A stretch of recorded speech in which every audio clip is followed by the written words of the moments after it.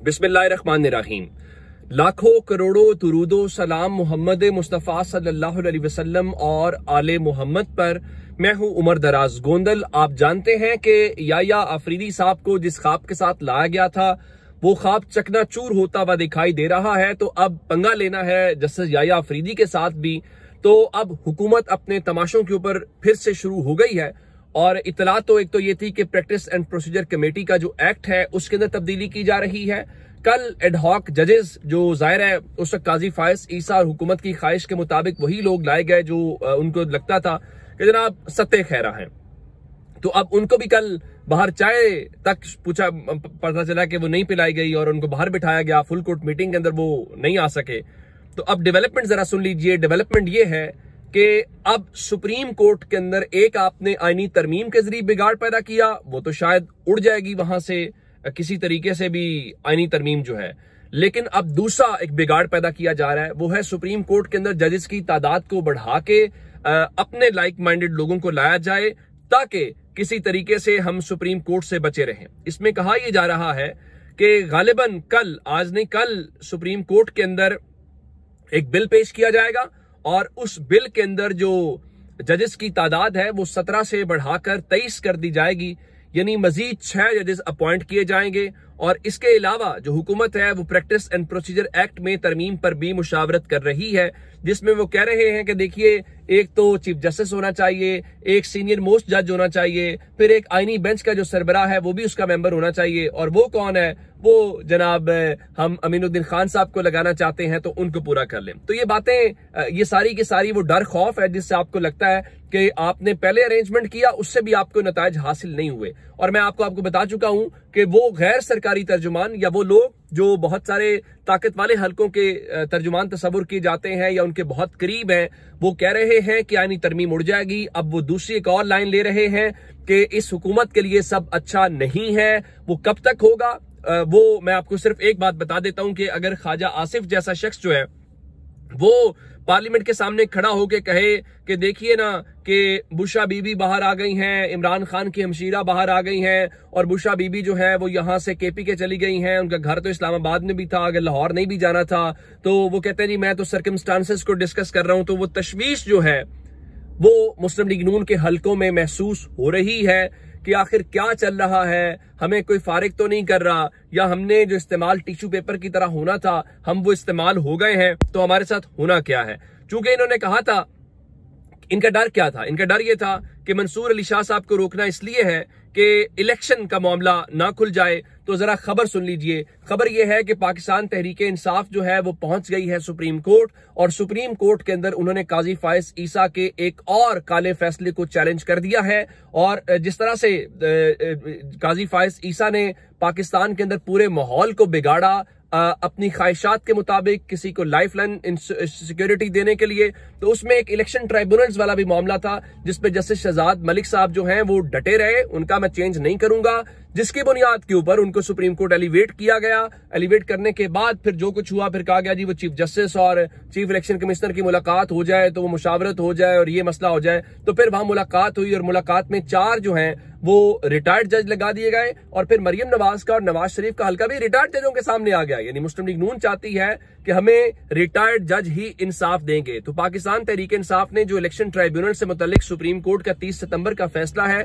उसके खिलाफ जो नजर सानी की दरखास्त है वो दायर कर दी है।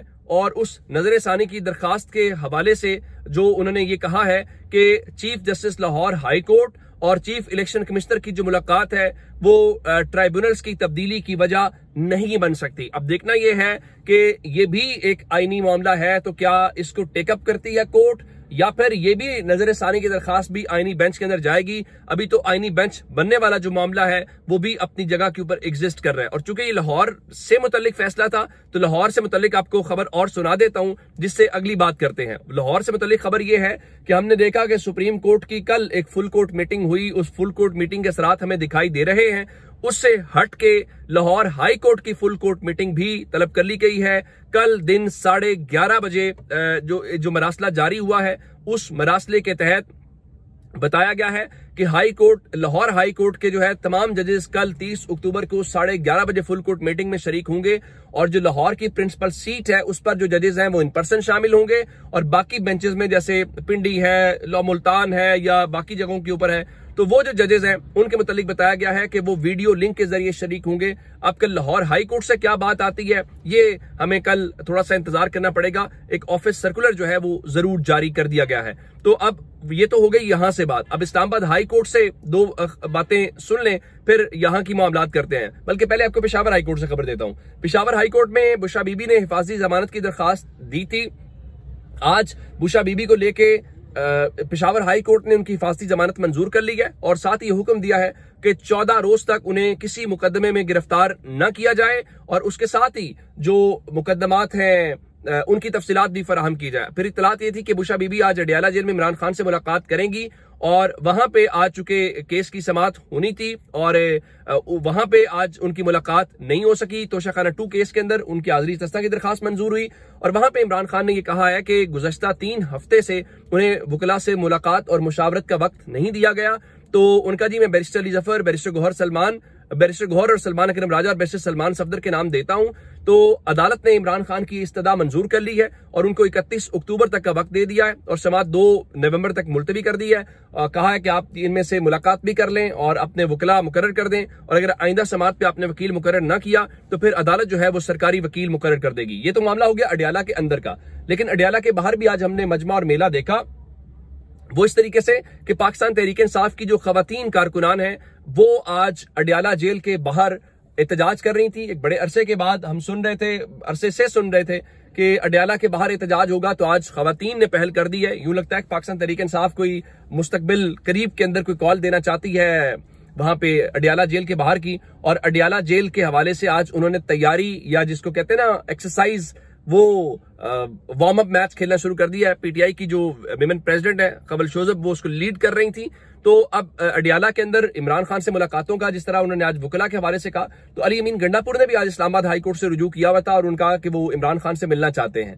तो आज जस्टिस अरबाब ताहिर साहब ने उनके केस के ऊपर समाअत की और उन्होंने 31 अक्टूबर तक जो जेल हुकाम है उनसे जवाब तलब कर लिया है और तहरीरी ऑर्डर भी जारी किया और कहा कि जो जेल का मजाज अफसर है वो 31 अक्टूबर को अदालत में उन्होंने तलब किया है। अब देखना यह है कि एक सूबे के चीफ एग्जीक्यूटिव को भी मुलाकात के लिए अदालत से रुजू करना पड़ रहा है, तो बाकी क्या हालात हैं या बाकी कैसे चीजें होंगी, तो आप उससे इस चीज के हवाले से अंदाजा लगा लीजिए कि पाकिस्तान के अंदर इस वक्त चीजें हमारे यहाँ कैसे चल रही हैं। लेकिन फिर कहा जाए कि पाकिस्तान में इस वक्त सत्ते खैरा है, निजाम बहुत शानदार है, इस वक्त आईनी हुकूक का भी लोगों का ख्याल है, बुनियादी इंसानी हुकूक का भी ख्याल है, तो कोई इसको कैसे यकीन करेगा। इस्लामाबाद हाईकोर्ट से एक और खबर सुन लीजिए कि इमरान खान के फोकल पर्सन इंतजार पंजोता साहब की रिहाई के लिए आज भी या बाजियाबी के लिए कोई पेशरफ नहीं हो सकी। अटॉर्नी जनरल ने मजीद 2 दिन का वक्त देने की इस्तदा की है। तो जज सामिर फारूक साहब की अदालत से भला हुकूमत को कभी कोई इनकार होता है? या जज सामिर फारूक साहब तो ऑर्डर भी माशाल्लाह से कोई ऐसे ही करते हैं। तो उन्होंने जो 2 दिन की बाजियाबी की मोहलत है वो दे दी है। अब देखना यह है कि क्या 2 दिन के बाद आप उनको बाजियाब करवा पाते हैं कि नहीं करवा पाते। एक खबर और है और वो ईमान मजारी और उनके शौहर जो हादी चट्टा साहब हैं उनको गिरफ्तार किया गया था और दहशतगर्दी के मुकदमे में और उनके इंसदाद दहशतगर्दी अदालत में आज पेश किया गया। तो उनके 30 रोज का जिस्मानी रिमांड मांगा गया था। तो इल्ला माशाल्लाह अबुल असनाद जुल्करनैन साहब जिन्होंने इमरान खान को सजा सुनाई थी, उन्होंने ईमान मजारी और हादी चट्टा साहब का जो है वो 3 रोजा जिस्मानी रिमांड मंजूर करके पुलिस के हवाले कर दिया। यार जरा अंदाजा करें और कि क्या दहशतगर्दी की है ईमान मजारी ने। सिर्फ आपको दुख और तकलीफ इस बात का है कि वो जिनकी कोई आवाज नहीं है उनकी आवाज है और पाकिस्तान के अंदर जो एक हसास मामले के ऊपर वो एक मौसर आवाज बन के बनी है, तो आप उनको खामोश करवाना चाहते हैं। ये सिलसिला है, कब तक आप चला लेंगे। अपना बहुत सारा ख्याल रखिएगा। खुदा हाफिज।